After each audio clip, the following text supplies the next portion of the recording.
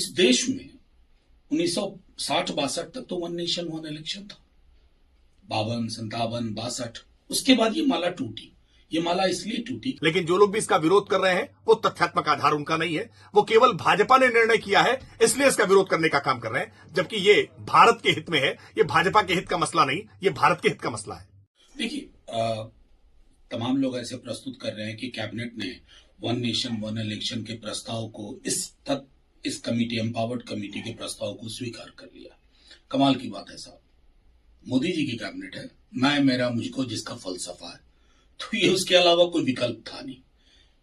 हमारी पार्टी के कुछ मौलिक सवाल थे और हैं कि जो एक डोमिनेंस था एक पार्टी का, उसको कई क्षेत्रों में चैलेंज होना शुरू हुआ। नॉन कॉग्निस गवर्नमेंट्स फॉर्म हुई कई अक्रॉस मेनी स्टेट्स, तो वो माला, उसकी जो रिदम थी, वो जो चेन था, वो टूट गई। कई जगह अल्पमत की सरकार बनी, फिर मध्यावधि चुनाव हुए, फिर चुनाव हुए, कई बार कई राज्यों में 5 वर्ष के अंदर 2 या 3 चुनाव हुए, तो वो माला टूटी। अब इसकी क्या व्यवस्था होगी इसमें, क्योंकि हम तो नहीं जानते हैं मसौदा। 2 चीजें हो सकती हैं, एक पूरे देश में और राज्यों में एक साथ चुनाव हो, और अगर कहीं मान लीजिए उत्तर प्रदेश या मध्य प्रदेश में सरकार किसी की नहीं बनी, या तो आप प्रॉक्सी गवर्नमेंट राज्यपाल राष्ट्रपति के माध्यम से रखिएगा अगले चुनाव तक, या फिर चुनाव होगा। और अगर फिर चुनाव हुआ तो माला टूट गई, क्योंकि फिर तो ऐसा नहीं है ना सब भंग करके चुनाव करें। और सबसे बड़ी चीज कि 240 के मैंडेट के बाद लगा था कि माननीय मोदी जी अब रोजगारोन्मुख चीजों पर बात करेंगे, डाइग्रेशन और कुछ नहीं है। वन नेशन वन इलेक्शन जो एक विविधता रही है, क्या अब तक के जो मेनी इलेक्शंस हुए, क्या उसने डेमोक्रेसी को कमजोर किया? नहीं।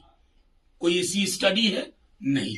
वन नेशन वन इलेक्शन इस सरकार का पुनः एक ऐसा ऑब्सेशन है जिसकी जड़ें कहीं नहीं है, सिर्फ इसमें कि डाइग्रेशन हो, कुछ दिन हेडलाइन मैनेजमेंट हो, चर्चा हो, क्योंकि आपके पास इस तरह की कंटिजेंसीज के लिए क्या प्रावधान है, नोबडी नोस।